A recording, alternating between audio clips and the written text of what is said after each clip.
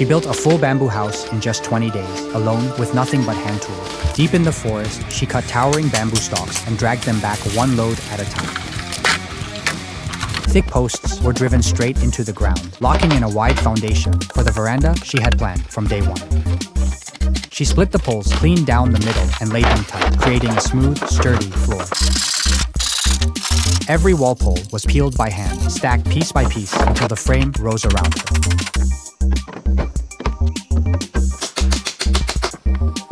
Once the walls reached full height, she set the roof beams. Split bamboo became natural shingles, layered to keep out the rain.